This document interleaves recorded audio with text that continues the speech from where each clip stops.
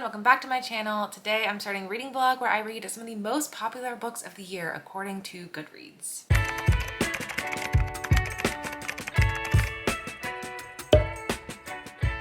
Really what I'm doing is reading books that were in the Goodreads Choice Awards, whether they made it in the top 20, top 10, or some of these even ended up being the winner in the category. I just had a lot of books across different genres that I wanted to get to that were in the awards, and I didn't really want to do a dedicated video to reading just one genre. I really just wanted to read the books across genres that were most interesting to me, and that is what we're doing. I'm actually talking to you in the future. I've already finished all the books, but I will quickly tell you about all of the ones that I'm going to be reading in this video. We have Hidden Pictures, which is the one that I was the most excited about because this one has been highly talked about all year, whether in a good way or a bad way, and I really just wanted to know what my opinion would be on it, and oh boy, do I have an opinion, so stay tuned. Then we have The Measure by Nikki Erlich. This was in the sci-fi category, which is not a genre I typically read, but every year there's like a couple I end up getting to, and this is one that was on my radar. A lot of my friends have really enjoyed this one, and I was very excited to pick it up. Then we have The Violin Conspiracy, which admittedly isn't a book that sounded super interesting to me,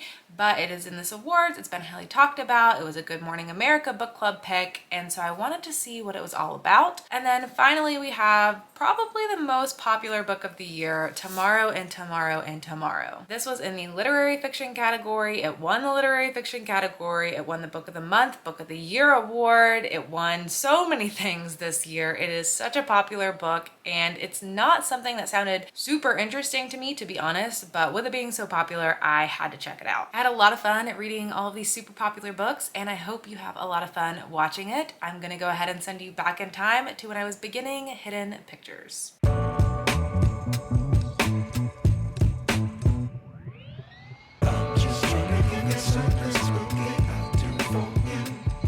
So I started Hidden Pictures last night, and I'm not very far into it yet. I'm only 66 pages in, up to chapter 5, so I really only read the first little bit to get a first impression, but I thought that would be a good place to start with this. I mean, where else do you start other than a first impression, I guess? But I do want to have several updates with this one because I'm going to be interested to see the journey that I take with this book. Hidden Pictures is probably one of the most hyped thriller and horror books on BookTube this year. I don't really know if it's thriller, I don't know if it's horror, I don't know if it's a mix of both. So right now I'm just calling it thriller/horror. Maybe we'll find out along the way. I imagine it's going to be horror. I think it's going to have supernaturally things going on, but maybe not. I have no idea. We'll have to see. All I know about this book, I've tried to avoid hearing too much about it. It has something to do with this kid who's drawing these creepy pictures, which is why I specifically wanted the physical copy so that I could see the pictures, because there are indeed pictures throughout the story, such as these. And I was going to be curious to see if they have like much of an impact on the story. So far right now,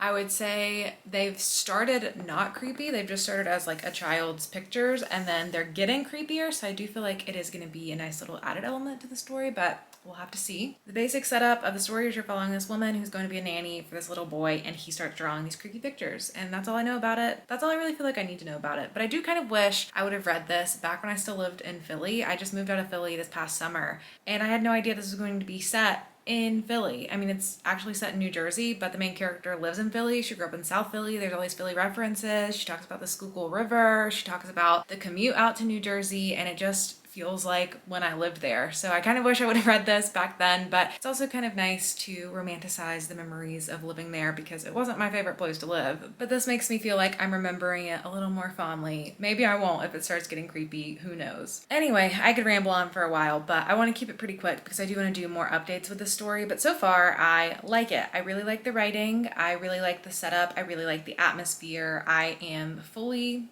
ready to go with the story. I really like the idea of watching someone go live with someone else's family as this nanny setup. I haven't read a whole lot of stories like that, but I've read a couple, and it is just something that feels eerier the older I get, where I'm like, oh my god, I cannot imagine having another person living in my house, or I cannot imagine going and living in another person's house, and it just creates a good creepy setup for me just not knowing what's gonna happen. Another thing I'm keeping my eye out for this one is I have heard a lot of praise for it. I've also heard a lot of negative things about it, and I've heard that it has problematic elements and twists. I have not fully dived into what that is because I don't want to spoil it for myself, because I've heard it has to do with a twist. That is the big problematic thing, but then I also remembered after reading the first 60 pages something that I briefly saw or heard somewhere as well about the representation of the Mexican characters in the book. I remember hearing people criticizing that early on and saying that it had racist stereotypes in the beginning or in the book at all.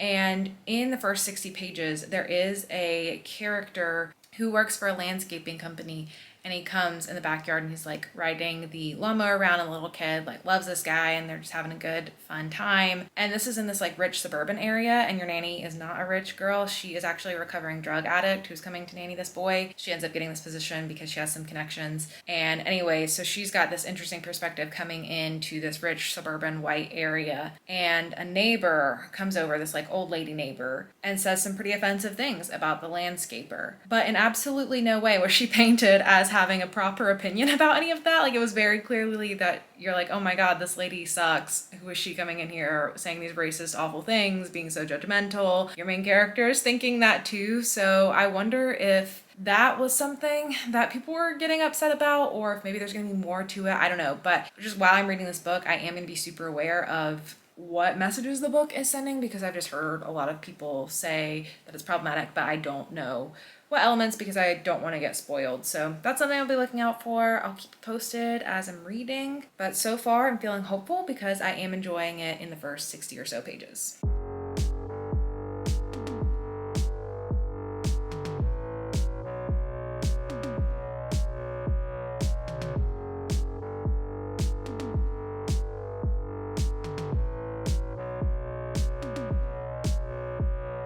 So, last night I stayed up until 1 a.m. to finish this book. I never do that. I rarely do that. I've only done that with one other book this year that I can remember, but this was just so compulsively readable that I had to finish it. And then that ending happened. So let's talk about it. I thought about, when I read it, I was outraged. I was so angry when I was finishing this book that I almost got out of bed at 1 a.m., came in here, put up all my lights, and sat here and talked to you about it for 30 minutes. But I didn't do that because I had to work today and I was a responsible adult, so I did not do that. But what I did do was I typed out a ton of notes on my phone so that I could properly talk about this book without forgetting all of the things I was feeling towards the end. I totally said I wanted to do a lot of updates of this book. I wanted to keep updating you frequently to let you know my experience with it, but it was just so readable that I couldn't stop. I literally blinked and I was on page 200 something, and at that point I figured I might as well just finish the book because it was like 10 o'clock and I just had to finish the book. I was loving this book. This was a 5-star book until everything that happens after the plot twist, and I'm not even mad about the plot twist. I'm not even mad about the plot twist. This isn't that perspective at all. I just can't believe what a dumpster fire this was at the end. It was so bad. Why write a book that is so good and compelling and interesting and spooky and mysterious and then shit on that all at the end? What happened? What happened? It was absurd. It was outrageous. We're gonna talk spoilers so I can tell you everything I feel. So let me finish up the non-spoilery update on this book, and then we're gonna go deep into spoilers together. And I'm gonna read you the notes that I wrote at 1 a.m. in a rage. But overall, I was debating whether the ending of this book really ruined it for me. And I think it did. I really truly think it did. Sometimes an ending can be bad or a twist can be bad, and I still say it's okay, I had a good time with the book. But with this one, everything that happens at the end was just so stupid that I would never take the energy to reread this book knowing I had to get to that ending again. And it ruined the book for me. It's really upsetting because I truly loved it. It was 5-star until, when does the plot twist even happen? Like somewhere around here. So like really just the last little bit of the book just sucked. And I just can't express to you, we're going to have to talk spoilers about it, but non-spoilery, it was just so dumb. Like it was almost like it was trying to be funny with how dumb it was with the things that was happening. And that's not the tone that the book had the whole time. The book was like towing the line of, is it supernatural or is there a real life explanation? What's going on? It's creepy, it's atmospheric, it's well written, it's interesting. And then it became a comedy. It was so wild. It blew my mind. I could not believe it. Just imagine the most absurd possible ending that you could, and this was even more absurd than that. So that was really upsetting. That was really upsetting. The last thing I'll say, non-spoilery, and I'm gonna get into spoilers around this too later, so it's gonna be more in depth, but if you want to hear my thoughts on this in a non-spoiler way, there's conversation around, is this book problematic? And then there's also all this stuff around whether the author's trying to push this religious agenda, which I didn't even realize until I started getting into the Reddit threads. And here's what I have to say. I don't think this book is problematic. I think if a bad character is bad and faces bad consequences, it's kind of telling the story. Like, in no way are bad things celebrated in this book. Like, people get the consequences that they need to get for their bad actions. So that's it. And I feel like if you read this at a surface level, you would just be nervous and call it offensive, but I don't think it is. I think the other argument could be something particularly being used as a plot device or a twist or a reveal, but the thing is that it's not actually. And it's hard to explain that without spoilers, so we're going to have to explain it in spoilers, but I wouldn't be afraid to pick this book up because you heard it's problematic, because I don't think this book is problematic. I would just be afraid to pick this book up because it sucks. Okay, let's jump into spoilers because I have a lot to say. Let me catch myself up on my 1 a.m. rage notes. Okay, so let's talk through the twist of what's going on in this book, and then we'll talk about everything that happens in the end. So the story of this book is you're following this woman, Mallory, who is a recovering drug addict who's going to be a nanny for this boy, Teddy, and she lives in their little guest house, at the family's guest house. And the little boy, Teddy, is drawing all these creepy pictures, and they were creepy. They're creeping me out, especially reading them late at night, in the dark. They were creepy. And she starts to think that it is a ghost that is drawing through Teddy's hand trying to communicate with her. She thinks it's this woman Anya, who Teddy talks about Anya being his imaginary friend. She thinks that this ghost Anya is trying to communicate to Mallory because this woman Anya has been killed and is buried somewhere, and she's a ghost from all these years ago, and she wants her body to be found for justice or something. Like, Mallory fully grabs onto that idea. The parents are absolutely not going with that. They're like, please don't teach our son religion. Like, we're science-based people, and let's not talk about ghosts, and you're a recovering addict and you've been known to have memory lapses, and so maybe we should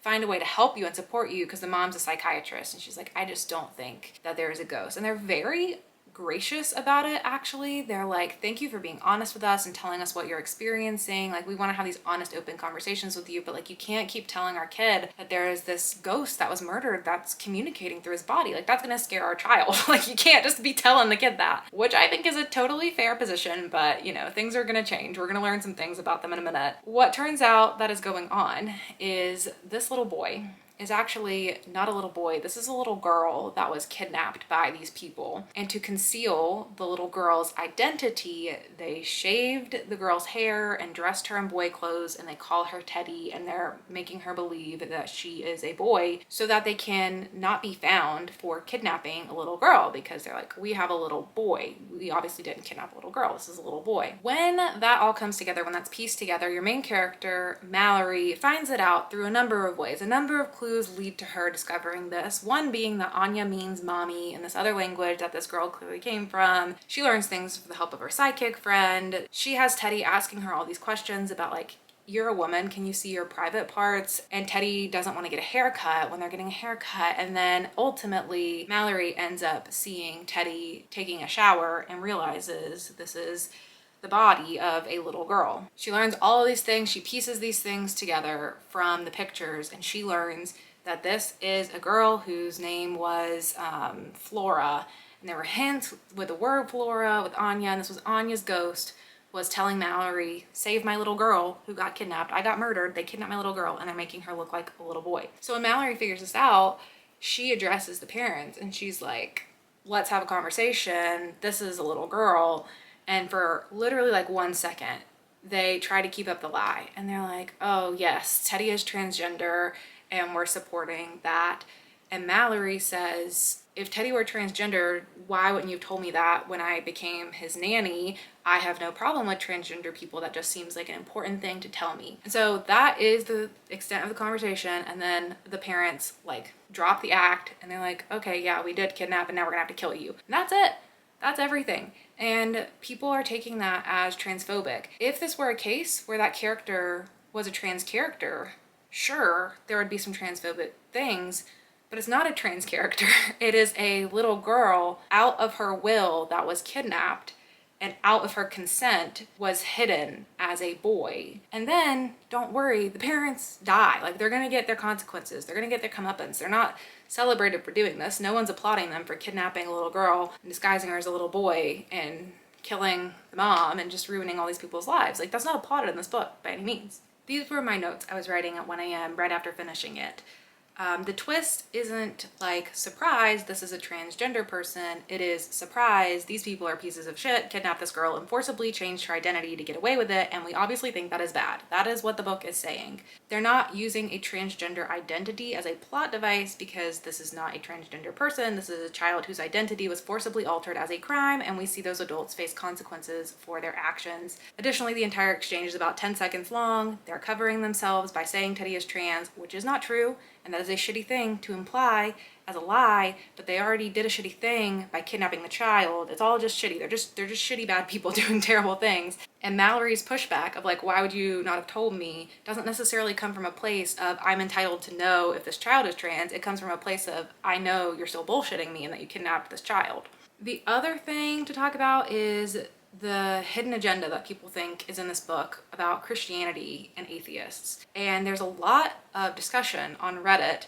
in particular about this author clearly having a hidden agenda and trying to say Christians are great and atheists are the bad people because the parents are portrayed as atheists in the book. The first thing I have to say about that is we don't even know if the parents are really atheists. They lied about every single thing in this book.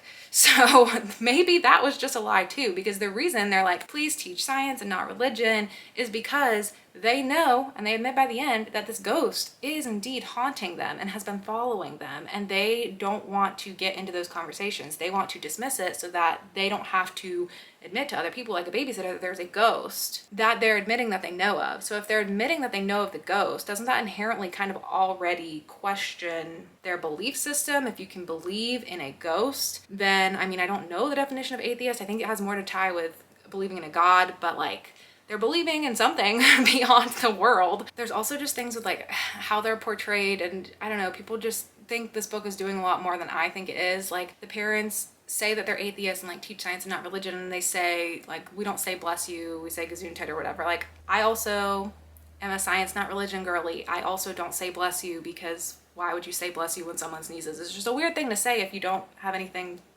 to believe in, and even if you do, why are you saying bless you? I don't know, like, I never really understood the bless you thing.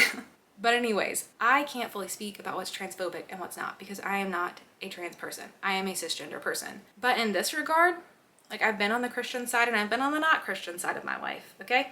I can connect to both of these personas, and I don't feel personally offended by anything in this. I feel most offended that these people were awful and they kidnapped a child. I don't really care about their spiritual beliefs, and I don't think that has anything to do with the message of this book. That was just the real kicker for me, was when I got on Reddit and I was reading things and people are like saying that he portrays Mallory to be this holier than thou character, and that's obviously a Christian agenda. And I'm like, Mallory is a recovering drug addict. Like, she's not this perfect, wonderful person either. I just don't know why people are taking so much time to really dig this book apart when it just doesn't feel like it needs that. If we're digging anything apart, we've got to talk about what happens at the end of it and how everything comes together. Here are my notes.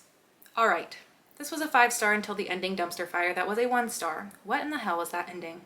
I could get behind something so ridiculous it reads like comedy if that were consistent throughout the story, but I was genuinely creeped out as we built suspense through the story and towed the line of, is it supernatural or is there a real world explanation? And then the ending felt like it was written in 5 minutes as a joke. Does that ruin the whole book for me? I'm not sure. Honestly, I think so, because I can't imagine rereading this book knowing that that is what it is going to surmount to. The angry, dead ghost woman possessing her 5-year-old daughter to go all Chucky on her kidnapper. So here's what happens. We get this evil villain speech from the mom explaining why she stole this child, because she saw this little girl with this mom and she felt like the mom wasn't appreciating the daughter, and she really wanted to get pregnant and she couldn't. So she's like, you know what, I'm gonna go get this kid. Really, the kid ran off and she was gonna go grab her, but then she decided she wanted to steal her, and then she tased the mom and that killed the mom. So as she's giving this whole evil villain speech, which was way too long, she is preparing heroin to overdose Mallory. This suburban mom is just casually preparing heroin in her guest house. spoon and all. But plot twist, she doesn't die. Mallory doesn't die, because actually the husband has switched out the powder for baby powder. Why has he done that? Because he's in love with Mallory. So what happens is this mom tries to shoot up Mallory to make it look like she overdosed to kill her. And then she walks out and leaves. Mallory's like, oh my gosh, I'm gonna die. Husband bursts in. He's like, do not worry. I switched it for baby powder. Why? Because I'm in love with you and we're gonna run off together. We're gonna start over. I cashed out my IRAs. We've got $80,000. Like, we're gonna go, we're gonna live on a lake. We're gonna love our life. And she is like, what do you mean? In no way in this book did she ever do anything to make it look like she was into him at all. And in no way really did he do that either. Like, all of a sudden his personality is completely different. Completely different. They had very small moments where like he touched her arm or something, and there was like a little tiny bit of a hint of like, oh, is this gonna get a little bit sleazy? But there was not enough for me to be convinced that he really thought they were in love. It was so strange. He says, let's leave the kid too, and the two moms can fight it out. Like, talking about Caroline and the ghost mom. He's like, that ghost mom's gonna follow us wherever we go if we bring the kid, so let's leave it and the two moms can fight it out. Just casually talking about the ghost now. So she is like, I don't have any choice, so she's gonna agree to go with him. She's like, all right, fine, we'll go. And then boom, Caroline bursts in the door, pop, pop, pop, shoots him. And then Caroline's like, wait, were you really gonna go with him? I couldn't tell if you were being serious or lying. Like, did you have feelings for him too? Because he was totally obsessed with you. Mallory's like, what do you mean? And she's like, have you never wondered why your smoke alarm didn't work even when you were burning food in here? It's because he set up a camera and he's been watching you. Okay, don't worry, it's gonna get more absurd. So now you think, like, okay, Caroline, this mom's gonna kill Mallory. What are we gonna do to get out of it now? But do not worry. Do not worry, because the husband, who's been shot multiple times, is able to get up and tackle her. So Mallory takes the chance to run out, and she goes running into the woods. But then she says, wait, I've got to save the kid. So she goes back to the house to go upstairs to grab the kid, carry the kid while the kid is asleep, running through the woods. They climb up a tree. She tells the kid to be quiet. They're gonna hide from the mom. And then the worst moment of this whole book, the mom comes out and she finds them. And she's like, Teddy, come down the tree. And the kid starts to move. And Mallory's like, oh my gosh, no, it's working. Like, why is she tricking the kid? But the kid's eyes roll into the back of their head. The kid grabs a spearhead thing that was in the tree that Mallory was holding on to because they collected things when they would go on their walks in the woods, jumps off the tree and violently stabs the woman in her neck. This is the ghost of the kid's mom possessing the kid's body to violently stab the spear into this woman's neck. That was the most absurd thing that I've read in a long time. And then of course it all works out. The cops are called, people come, Mallory lives happily ever after with the guy she ended up developing a crush on, and they go visit the child 1 year later. But the child, who is now able to live back as Flora as a girl, is like timid, and so what ends up happening is Mallory writes this whole book for the kid, and that's the framing of the story, and that is it. And it just made me so upset. The way it all played out was so dumb, where it's just like the whole time this ghost woman has been haunting them, drawing pictures through the child, trying to tell the story of how she was murdered, and then possesses this child's body to jump off of a tree and stab this woman in the neck. And it's really also like how much Caroline and then Ted, the parents, their personality, their whole character completely changed so much. And I get that they were lying the whole time and they're evil and they're bad, but it just felt like it was written so cheesily. Caroline, not as much as Ted. What really got me is Ted being like, we're in love all of a sudden. It didn't make sense. It just felt rushed. It didn't feel right. And I felt like it ruined so much of the story. I would have been fine with a supernatural explanation. It's not that I think supernatural is cheesy. It's just the way it was done was just so bad. And I just realized I've been talking for 23 minutes. So yeah, that was Hidden Pictures. I'm so sorry. If you liked this book, I hope you didn't just watch this section, because I know it can be upsetting when you love a book and someone tears it apart, but gosh, the ending just really ruined it for me. I really liked everything until the ending. I really did. That's all I have to say about that. I'm gonna go ahead and send you to whenever I'm reading the next book, which I hope is better.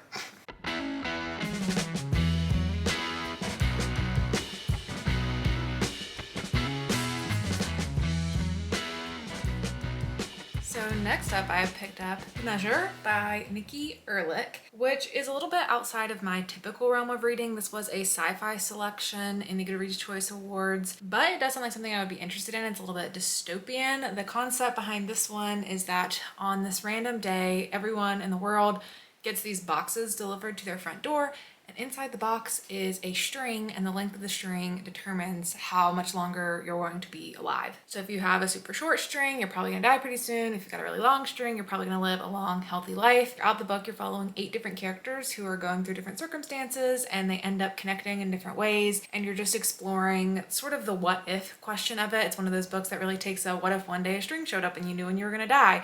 Would you open the box and look at your string, or would you choose to not? What if you found out your significant other had a short string? What would you do? And just takes that in a lot of different directions. So I made a pretty good dent in this when I picked it up last night. I'm on page 113, so pretty deep into it. And so far I'm enjoying the story, but I will say 8 characters is quite a lot to keep up with. I do have to take notes every time a new character is introduced because it's just kind of becoming a lot, but it is sort of like they're introduced in pairs in a way. You kind of get 2 at a time and understand their connection, and then it builds on in that way. And it kind of reminds me of those movies that like every celebrity will be in. They did a Valentine's Day one and like the New Year's Eve one where you've got a cast of a lot of famous people and they're all going to be connected in some way. That's sort of what it reminds me of, but it's not the same tone because this is a bit more dystopian sci-fi. But I do think it's going to turn out to be more emotional and heartfelt of a story. Right now I'm enjoying it so far. I think the concept is interesting. I was a little bit worried initially that there wasn't going to be enough meat to fill the full story because it's kind of like, okay, well, do you look at your string or do you not? And then you know you're gonna die or you're not for a long time. But it's pulling in a lot of different moral questions and dilemmas and different perspectives and doing a lot of really interesting things with it, talking about how the world is handling, which I think is particularly interesting to read after being in a pandemic period and seeing how there's just all these different ways that people deal with big things like this. So it's compelling so far. I don't know how I'm going to feel about it by the end. It's kind of like a so far so good, but it's either going to be really good or it might just kind of be okay by the end of it. I don't know, but we will see. Hello, I am getting ready for some hot chocolate sprints on my friend Jessie's channel. She had this idea to do some cozy hot cocoa December reading sprints, which sounded really fun. So I'm really glad she asked me to join. I'll be on with Gwen and Jordan tonight. So I am making my hot chocolate now to get ready for that because we start in a couple of minutes. I just got this Ghirardelli basic hot cocoa mix because they didn't have Nestle at my grocery store, which is my favorite. And they had Swiss Miss, which is not my favorite. And I've never had Ghirardelli before. So we're trying something new. I hope it's good. I've also got some marshmallows, so I'm gonna grab those in a bit too. And I may have needed more milk. It's been a very long time since I've last made hot chocolate. I kind of forgot how to do it, but I personally make mine with milk, not water. I like to heat up milk and then add the chocolate. You can add it with water, but if you've never thought to try milk, I really recommend try milk. It'll change your life. It's looking a little bit clumpy, but I mean, it's just chocolate, so it'll be okay. And I think I have, what do you call it? Whipped cream? Cool Whip? Ready Whip? It's like almost empty. I don't know if it's gonna work, but we're gonna try it. And then I'm gonna have to skedaddle because I'm running out of time. Ah! Okay, well this was like almost empty, but it did make something happen.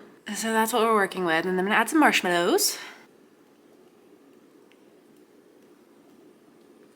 And now we're gonna speed run back to the computer because I think it's time to get going. All right, we are live. Hello, everyone. Welcome to the hot cocoa party. Welcome to Reading Sprints. Tonight I am reading The Measure by Nikki Erlich. It's so good. I already know it's gonna be Joy's favorite.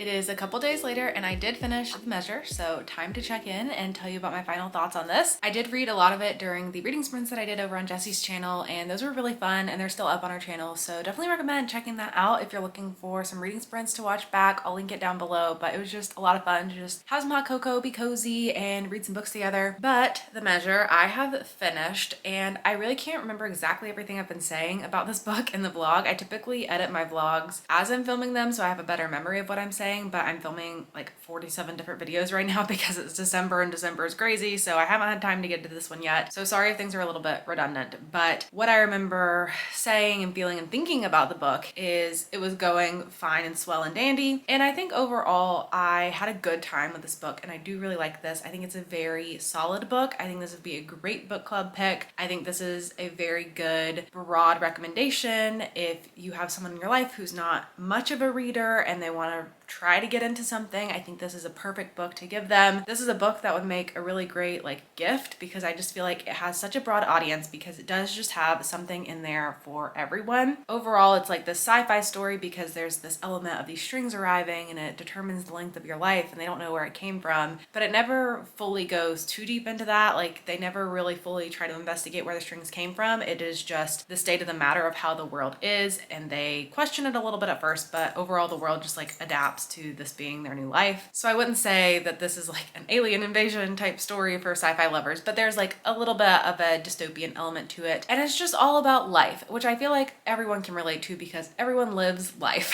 And so everyone can relate to this book in some way. There's also a romance thread going throughout the story in some ways, and that was absolutely my favorite part of it. I love Ben and Amy's characters in this story and just the story that happens between them. If that was the entire book, I feel like I would be giving this 5 stars, but it is more of a 4-star in my mind because there were certain characters and POVs whose stories I wasn't as invested in, and so during those segments I was like a little bit removed from the story and ready to just get to the other POVs. This does follow 8 different people, and I feel like that's a common thing that happens when you have so many different perspectives, is you're going to have different storylines that you connect to and that you get emotionally invested in way more than others. Like there is a political aspect into what's going on in the story, and that was my least favorite part to read. And then there are these 2 guys who are serving in the military, and I also wasn't as interested in that storyline. So there were like 4 characters that I absolutely loved, and if it focused on those 4, it would be absolutely 5 stars, amazing. But there were 4 characters who I wasn't as invested in, and so that did slow the story down for me a little bit. Or I guess there were 3 characters of that, and then there was 1 other character whose storyline was also fine. But yeah, Nina, Maura, Ben, and Amy were my absolute favorite characters to follow, and it made me like shed a little tear at the end. There was a shock moment that I wasn't expecting, and I loved their story. So I do feel like it does have a wide appeal because you're probably gonna find something you like in this book, and it is just all about life. You know, what would you do if a string arrived at your doorstep and you could figure out how much longer you had left to live in this life? Would you open the box? Would you not open the box? If you open the box and you had a short string, how would that change the way you live? If you open the box and you had a long string, how would that change the way you live? Would you date someone who had a short string? If you and your partner had short strings, would you have children? What would you do with your job? Like there's just so many what if questions that are explored in here, and it could go on and on and on, and it tackled a lot. It could have tried to tackle a lot more, and I feel like it did a good job balancing tackling a lot but not way too much. There are certainly probably things you could pick apart in here and say, well, why did they never investigate where the strings came from? Or I don't know, just that they never explored the what if of if people started manufacturing a bunch of fake strings, and like there's a ton of different directions it could have gone in. But I mean, that you could do that with anything. This book could be really big and expanded if it wanted to be, but I liked the like level of focus that it had on the story. It could have been really deep in just one person's story. It could have been super high level and try to tackle every single thing. I feel like it was about right in the middle, where it followed several different characters in different circumstances.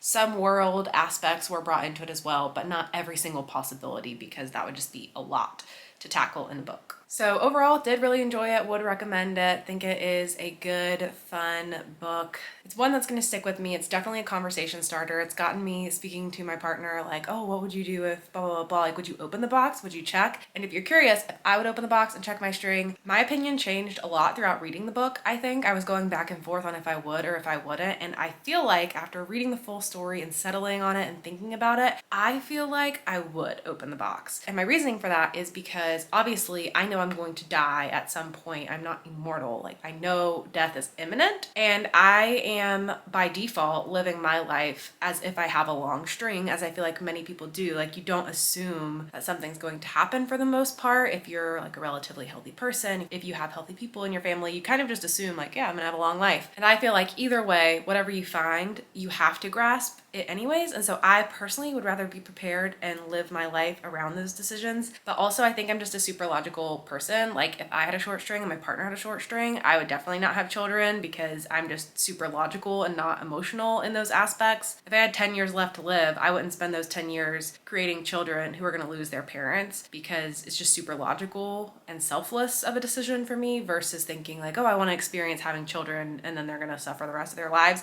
So I would want to know. That's what I decided. But curious, let me know in the comments below whether you've read this book or not. If you had a string delivered to you and you could look at it and it would let you know how many more years you had left in your life, would you open the box? So I do want to read one more book for this vlog because I like to read about 3 books for a vlog, but I don't really know exactly what I want to read. And I have a lot of different options for books that were in the Goodreads Choice Awards, whether they were in the first round or they made it into the second round. And they're in a lot of different genres. So I'll just show you my options and then sort of tell you what I'm thinking. So first I have Killers of a Certain Age by Deanna Raybourn. I'm like medium excited for this one, but this is probably the most genre appropriate with what I get most excited to read, being a mystery thriller book. So I don't know, I'm just not super excited for it, but I am kind of curious about it. Then we have White Horse, which is a horror book, which I think did not make it into the second round, but it was in the first round of voting for the horror category. And I'm hearing really good things about it, but something in me holds me back from being super excited to read it still because it doesn't sound like something I personally am going to love, but I still do want to try it. So I'm kind of teetering in a similar place to Killers of a Certain Age. Like these are both like tier 2 excitement levels for my main genres that I read. And then Outliers, we have It Starts With Us by Colleen Hoover, which I feel like you guys don't probably care about my opinion on because I don't read a lot of romance. So a lot of you are probably not very interested in romance or my opinion in romance. So I just don't feel like this is going to be super interesting for you to watch, to be honest. And then I have Tomorrow and Tomorrow and Tomorrow by Gabrielle Zevin, which is more of a literary fiction, I believe, or like a contemporary. And this won the Book of the Month, Book of the Year award. And I was thinking about doing a dedicated vlog to it, but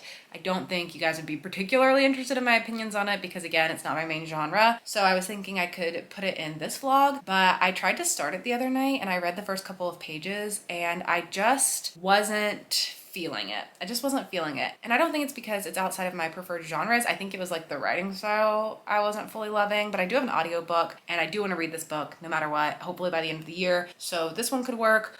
Or the other option that I have is The Violin Conspiracy, which I have an audiobook for through the Libby app from my library. And this one is in the mystery thriller category, but I don't think it made it into the second round, but I can't remember. It may have made it into the second round. It was a Good Morning America book club pick. It's really popular this year. I've heard good reviews for it. I haven't seen as many people on BookTube reading it. I've seen it more on Instagram and just the general public reading this book. And I've been really curious about it because it's been talked about so highly praised, but it sounds really boring to me, to be honest. It's a story about this man whose violin gets stolen from him. And that's kind of all the synopsis really says. And so it just doesn't sound that compelling to me. But this is the one I'm going to go ahead and try next because I do have the audiobook available. And I just started it while I was having lunch today. So I'm about an hour into the audiobook and it immediately just starts. Like chapter 1, the violin gets stolen. So it immediately immerses you into the story. So I'm going to try this one next. I don't know if I'm going to be compelled enough to read the whole story, but this is where we're going to start and try. And if that one doesn't work out, then we have 4 other options of books to explore. So I may also go ahead and put a poll up on Instagram to see if any of these are particularly interesting to you guys. And if I had to guess, I feel like you're either going to pick White Horse or Killers of a Certain Age,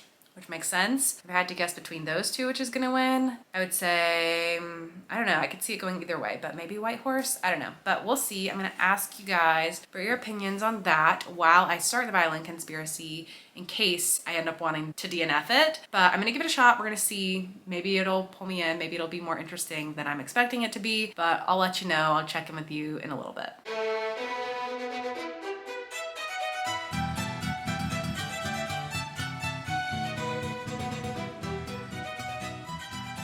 Hello. Okay, quick update for the Violin Conspiracy. I'm 30% into this audiobook so far. I'm at part 3 in the book already, so it seems like the parts are happening really quickly because I'm only a third of the way through and we're already on part 3, so things are getting broken up here pretty quickly. But part 1 was present day, like his violin just got stolen. Part 2 took you back in time to back when he was in high school. You're learning more about his family, you're learning more about his love for music, and now part 3, I don't know where it's gonna go. Probably back to the present, I would assume, but I wanted to give quick thoughts on it. I am going to continue listening to it. The interesting thing about it is I am not bored, but I am not entertained.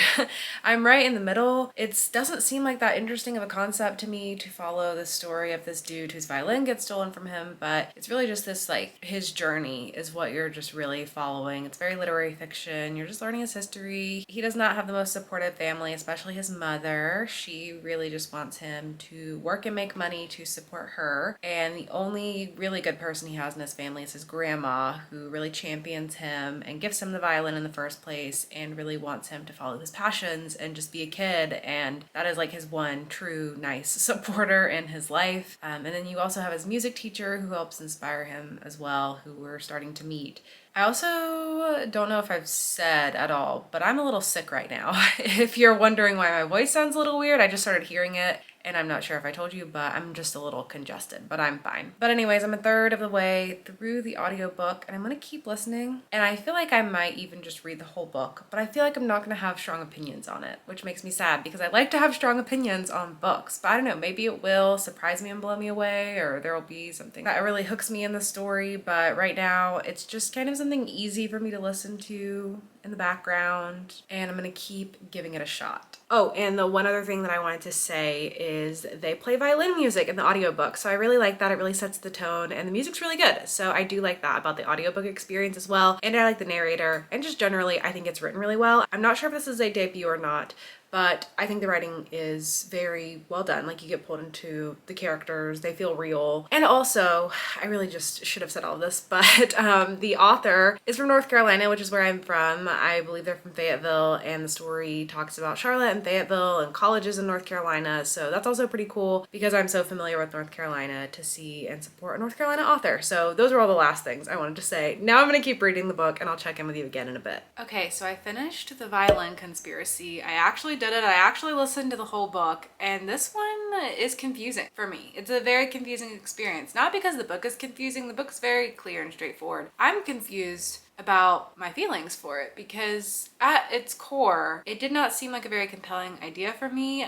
of reading a mystery where a guy's violin gets stolen from him. That just isn't something that compels me. I mean, I don't like to watch movies about wars, and reading a book about a violin getting stolen didn't seem that interesting to me either. But I wasn't bored while reading the story, but I still don't feel excited by it. I think this was just a good story. It was obviously super personal for the author. I actually listened to an hour-long author interview that the author did with the Free Library of Philadelphia, which was really cool. So I'll link that in the description below as well if you want to check that out. But he talks a lot about how the character resembles himself and experiences that he's had in his life. And he talks about how difficult it's been for him to get into classical music because he is a Black man. And you can see a lot of that experience for the main character in The Violin Conspiracy. And when you hear him talk about it, you can see how his life probably mirrored that in a lot of ways as well. I think it's a good book. It's a good story about a character who faces a lot of hardships, who is trying to break into a world that's not accepting him, and who unfortunately gets a little swindled and gets his violin stolen from him. But as a mystery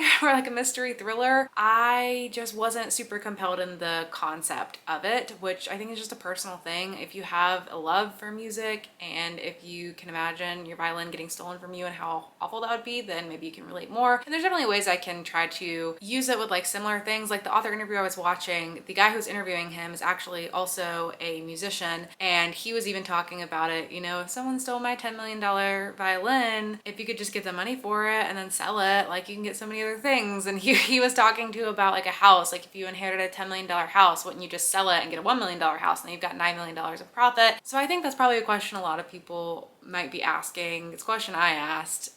It just didn't really fully compel me and bring me into the world, but overall I did think it was a good listen. It was a good book. It was an especially good audiobook because there are a lot of segments where they play violin music going between different parts of the story, and the narrator, I don't know who the narrator was, but I really liked their audiobook narration too, so it's definitely a narrator I would pick up again. Let me see if I can actually find it to let you know. So the narrator's name is J.D. Jackson. I don't know their name off the top of my head. Oh, they were a narrator on The Way to Blood by Tiffany D. Jackson, which I recently listened to. That has multiple narrators, but that must be why it sounded so familiar to me. Ooh, and he narrates Reprieve. I think that one also has multiple narrators, but that one's been on my radar. But yeah, overall, not a bad book. Definitely is one that has like a mass appeal because it's just sort of like a general story of a character that you follow their journey on. It's like an inspirational type of story that tends to work for a lot of people. For me, I'm not really writing books right now, in case you haven't heard. I mean, sometimes I do, sometimes I don't. It's just kind of like a toss-up. But if I had to put a star rating on it, it's like a 3.5-ish for me. Like, I enjoyed it. I was not bored listening to it. I liked having it on in the background, and I did want to know where the story was going to go and what was going to happen. Was it the most surprising outcome? No, but like what could have been surprising, you know? Like the only thing that could have really surprised me was if like an alien stole the violin or something. Like it wasn't too out there of a story, you know? Like you've got a set of characters, you know someone stole this violin. You've got a lot of reasons to believe a lot of people would have done it. But yeah, overall, not mad I listened to it. Think it's a good general read for a wide audience, which is the type of books that often make it into the Goodreads Choice Awards nominees, which makes sense. This one did not make it into the top 10 though. This was just in the top 20 of the mystery thriller.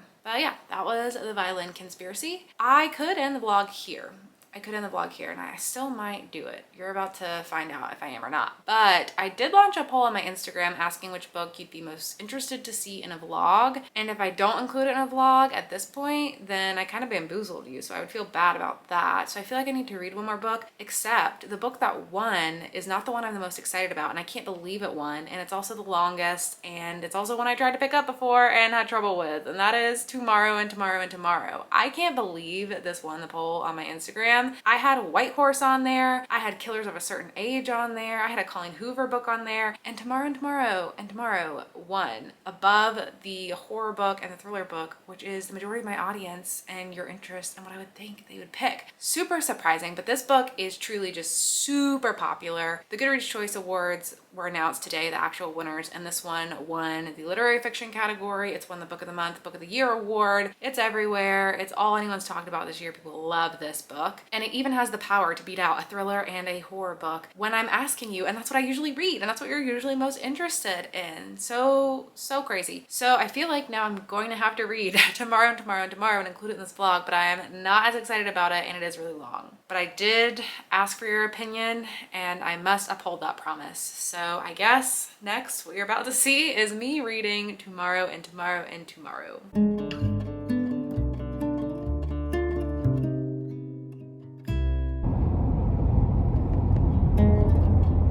So I just came to the end of part 2 and I'm on a long drive, so recording a voice memo is my only option for updating you.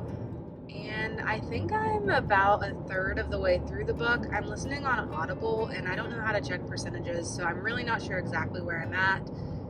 But I've gotten through the first 2 big parts and it feels like I've been listening to this story forever. It feels like I should be halfway through a book by now because it's so slow and drawn out, but I don't think I'm quite that far. I will say this feels like the type of story, sort of like A Little Life, is one of the best comparisons that I have for it, where it's just very melancholy throughout and it just doesn't feel like it's going to have a happy ending. I feel like I'm getting set up for heartbreak, so I'm a little bit afraid of that. The characters are so developed. They feel like such real people. The writing is really good, although I will say some phrases are a little overused, but it just feels very soapy. I feel like it's gonna be super sad and upsetting. I'm not particularly pulled into the story. I don't feel like there's a lot to keep coming back to. Plot-wise, I feel like you've really got to start to care about these characters and their journey to get really involved in it, because so far you're mainly just following Sam and Sadie, who met in childhood under morose circumstances and have been in and out of each other's lives, and where I am now, they're in college and they're building a video game together for the first time. So not a lot is happening plot-wise yet. It does feel very long and drawn out, but I do feel like we're going to see a lot of their lives together, and I'm just so certain that I'm going to be very upset by the end of it.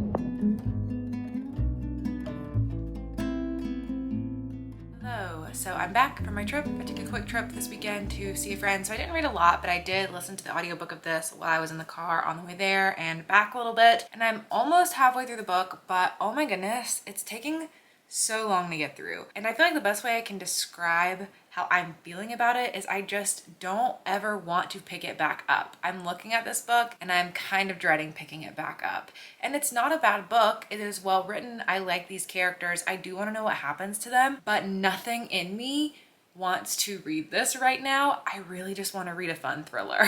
So in order to finish this book in this video, I'd probably have to do like another week of filming it, and then it's already a really long video anyway, and I don't want to stretch it out any more than we are. So I think I'm gonna stop right here in terms of the video. I'm going to try to finish this book in the month of December so that you can hear my full final thoughts on it in my December wrap up. So you can expect to see that. I'm driving home for the holidays, and that's gonna be like a 7 to 10 hour drive depending on traffic. So I'm gonna have a lot of time on my hands to listen to more of the audiobook at some point and get through the whole thing. So I'd be very surprised if it's not my December wrap up. Like, I'm pretty sure it's probably gonna be in there. I don't think I'm gonna DNF it. I do wanna know how the whole book plays out, but I just want to stretch it out. I don't want to read this quickly because I'm just not really in the mood to pick it up. And I just want to read something more fun right now. So that's where I'm going to leave you with tomorrow and tomorrow and tomorrow. Hopefully that's okay with everybody. You'll really probably hear about it very soon at this point. Like in 2 more weeks, my wrap up's going to be out and then you'll hear my thoughts. But I don't know. Yeah, it's not bad. It's just not interesting me enough right now. I really am like, at this point, I'm kind of surprised that it's winning so many awards just because it feels so long and slow. And I would expect more people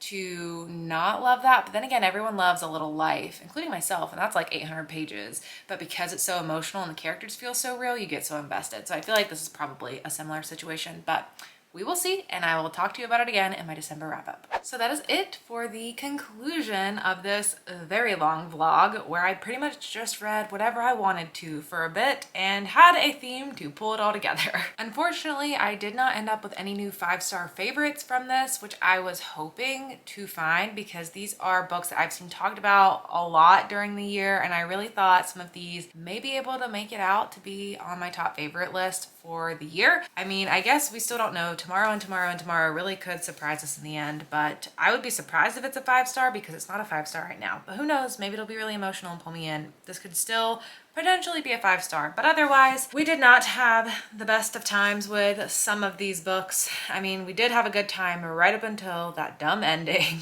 I feel like as time passes, I get less angry about this book, and it was really in the heat of the moment. I just thought the ending was so dumb, and that really destroyed the book for me and the whole idea around it. But overall, I'm less angry at the book at this point, as it's been some time since I've read it, and just talking about it and thinking about it generally, I feel like I wouldn't say it's a terrible book at this point. Like, when you watched me review it, you're probably thinking, or maybe I even said that it was a 1-star for me because of how bad it was, because I was talking about how it ruined the whole book for me. But I don't know. I feel like I would call this like a 3.5 because I really did enjoy a lot of the book. I liked the tone, I liked the setup of the characters and the atmosphere and the story of what was going on right until the end. Really swept everything up and just did it really poorly in my opinion. But I would read from the author again, and I don't know, if I was just generally recommending books, if someone came over and saw this on my bookshelf and thought it sounded interesting, I wouldn't steer them away from reading it. I would actually want them to read it so I could talk about it with them because I think it would be fun. But yeah, that's how I ended up feeling about this now that I've had time to simmer on it. Then we had The Measure by Nikki Erlich, which was a really good book, really great for really anyone. You could really hand this to any reader and I think they'd have a good time with it. It just didn't end up being a full 5-star for me. Definitely had that potential, but there was just a little bit too much going on that I was not as interested in, that it ended up being a 4-star for me. And then we had The Violin Conspiracy, which was a book that I was expecting to not enjoy because it just sounded sort of boring to me, but it actually ended up pulling me in, and I was surprised that I listened to the whole thing on audio. I really enjoyed the audio experience. I think if you are planning to read this book and you can listen to the audiobook, I would definitely recommend that. And I would say this is a book that is better for people who like really character-driven stories. They like to see a character's arc. They like inspirational stories, not necessarily someone